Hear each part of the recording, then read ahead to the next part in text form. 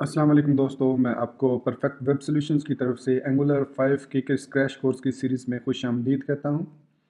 मेरा नाम इमरान कासिम है और ये हमारा एंगुलर 5 की क्रैश कोर्स सीरीज़ का तीसरा हिस्सा है, मतलब पार्ट 3 है। और आज के इस वीडियो ट्यूटोरियल में हम डिस्कस करने जा रहे हैं कंपोनेंट्स को, कि एंगुलर के अंदर कंपोनेंट्स क्या होते हैं, उनको कैसे क्रिएट किया जाता है और हम उनको कैसे यूज़ करते हैं।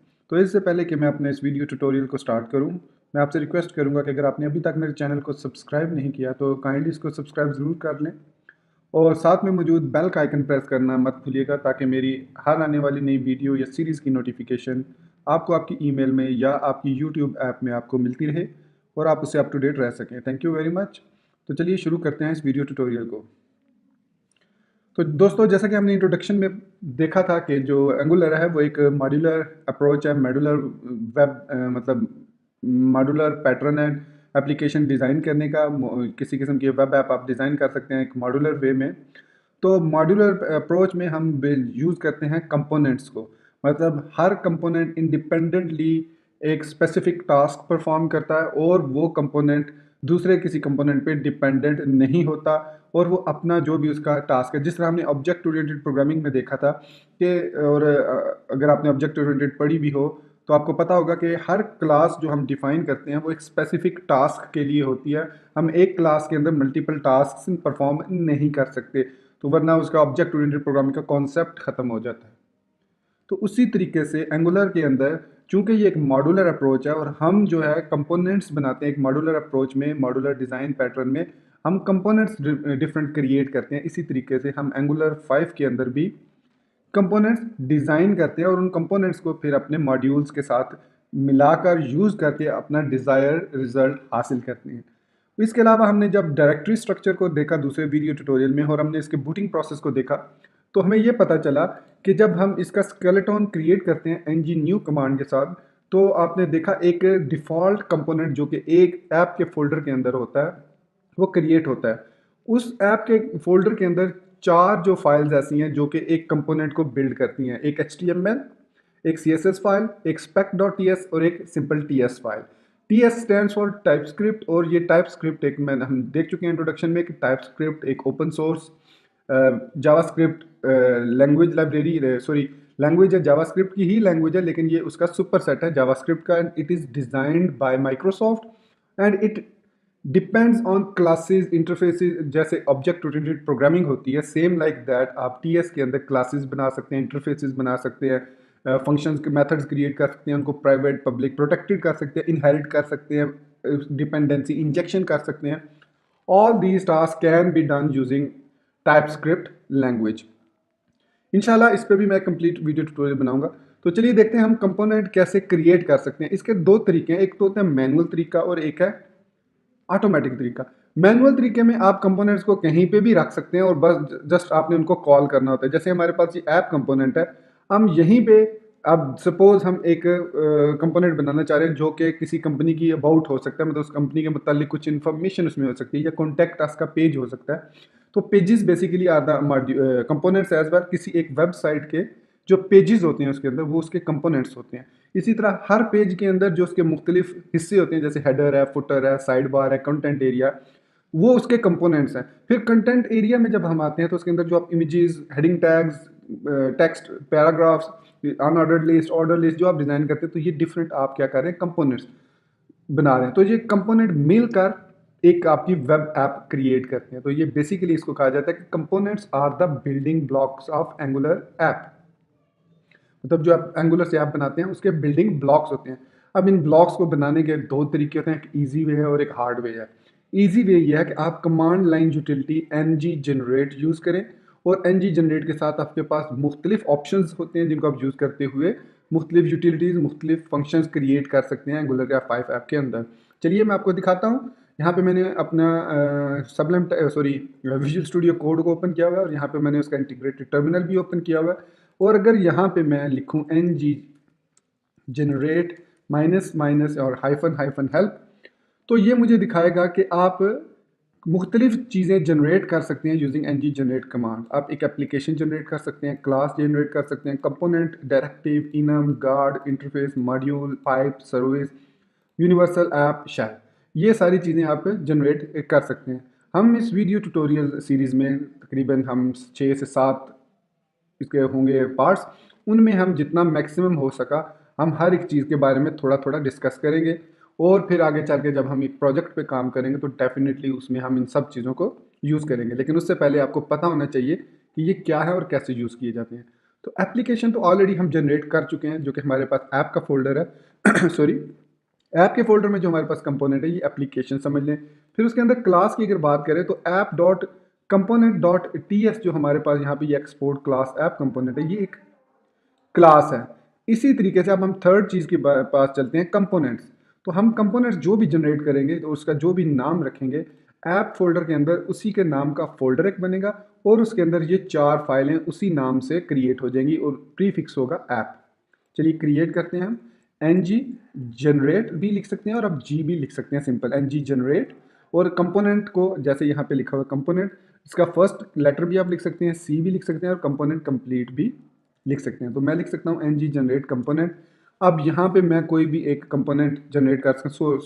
सपोज मैं उसको लोरम इप्सम कह लेता हूँ, लोरम, क्योंकि मुझे अभी नहीं पता कि हमारा जो कंपोनेंट है वो क्या काम करेगा, तो I just name it Loram Epson. तो इसको मैंने इंटर प्रेस किया, तो आप देखेंगे कि यहाँ पे आपको कमांड एक नज़र आई कि इसने क्रिएट किए हैं 4 फाइल्स को, और ना सिर्फ 4 फाइल्स को क्रिएट किया बल्कि हमारा जो app dot module dot T S file है उसको अपडेट भी किया अकॉर्डिंगली, और इस मॉड्यूल को उसके अंदर इंजेक्ट कर दिया, इस मॉड्यूल के अंदर डिपेंडेंसी इंजेक्शन के थ्रू इंजेक्ट कर दिया, और उसको सॉरी कंपोनेंट को उसको डिक्लेयर कर दिया। कैसे, चलिए देखते हैं। सबसे पहले तो ये देख लें कि लोरम एप्सम जो मैंने नाम रखा उसका नाम का फोल्डर बन गया।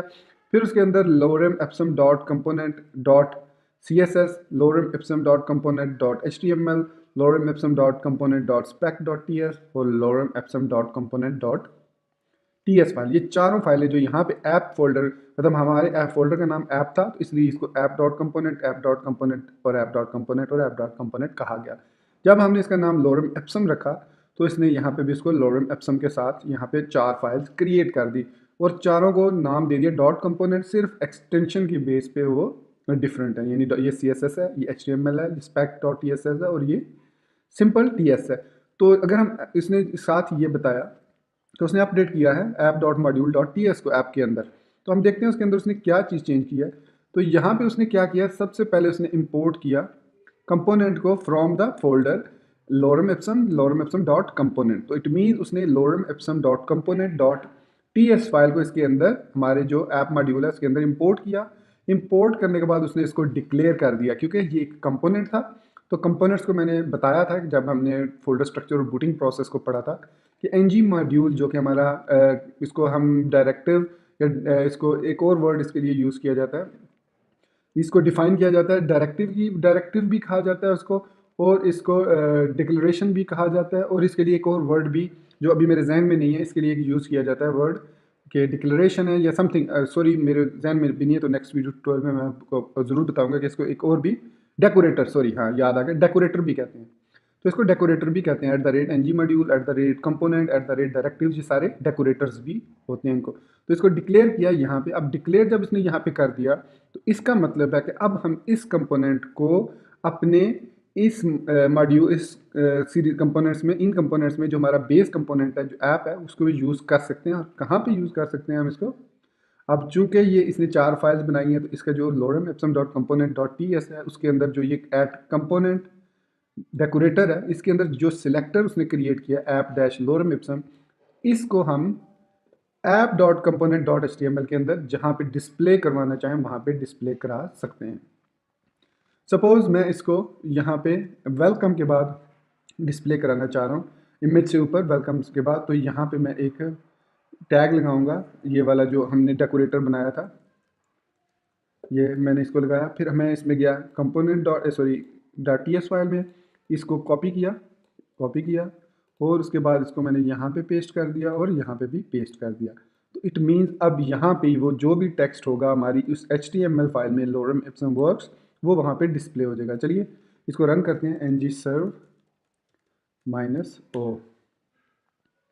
तो ये कंपाइल होने के बाद जो आपका डिफ़ॉल्ट ब्राउज़र है उसमें इस एप्लीकेशन को ओपन कर देंगे और उसके साथ ही हमारा जो मैसेज है यहाँ पे लॉरम एप्सम वर्क्स वो डिस्प्ले हो जाएगा। अभी ये कंपाइल हो रहा है, तो ये देख रहे हैं अब वेब पैक जो इसको डेवलपमेंट सर्वर को रन कर दिया उसने, और साथ ही कंपाइल करने के बाद अब यहाँ पे आप देख सकते हैं लॉरम एप्सम वर्क्स लिखा हुआ है। इट मीन्स कि अब आप यहाँ पे जो भी मैसेज लिखें, सपोज मैं इसको H2 कर देता हूँ और मैसेज को मैं कोई नेम कर देता हूँ, मैं सपोज इसको हमने लॉरम एप्सम रखा है तो लॉरम 20 कर देता हूँ ताकि 20 करेक्टर वर्ड्स जो हैं वो हमें मिल जाएं। अब इसको जब आप दोबारा ब्राउज़र में देखेंगे तो यहाँ पे ये देख सकते हैं H2 के अंदर हमारे पास वो टेक्स्ट डिस्प्ले हो गया।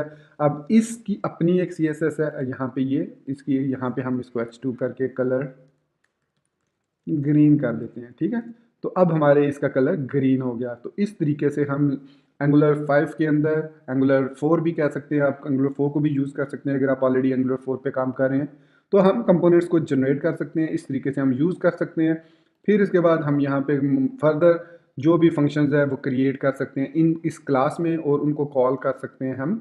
मतलब जहाँ पे अगर हम इनको यूज़ करना जो जब हम डायरेक्टिव्स के बारे में, जो बिल्ट इन डायरेक्टिव्स हैं उनको स्टडी करेंगे तो हम उनको भी देखेंगे कि सपोज़ ये H2 है तो इस पे अगर हम क्लिक करें तो क्या इवेंट हो। उसके बाद जैसे सपोज़ मैं यहाँ पे एग्जांपल के तौर पर आपको क्विकली बता देता हूँ, फिर इसकी एक्सप्लेनेशन आगे चल के हम देखेंगे कि यहाँ पे अगर मैं लिखता हूँ क्लिक, ये जब हम बाइंडिंग में जाएंगे तो तब हम इसको देखेंगे, data binding, property binding, two way binding, event binding. तो उसमें मैं यहाँ पे जस्ट आपको एग्जांपल दे रहा हूँ, शो चेंज कलर, ये मैं एक मेथड, जब H2 जो ये H2 है इस पर क्लिक हो तो ये चेंज कलर का मेथड कॉल हो। ये मेथड हम अपना जो कंपोनेंट डॉट ts फाइल है जिसमें कंस्ट्रक्टर और ng ऑन यूनिट है उसके नीचे यहाँ पे बनाएंगे। तो ये नाम मैं यहाँ से कॉपी कर लेता हूँ ताकि स्पेलिंग मिस्टेक ना हो, और यहाँ पे मैं इसको ये यहाँ पे जो भी इसको मैसेज देना चाहूँ, जो भी चीज़ यहाँ पे मैं लिखना चाहूँ वो मैं यहाँ पे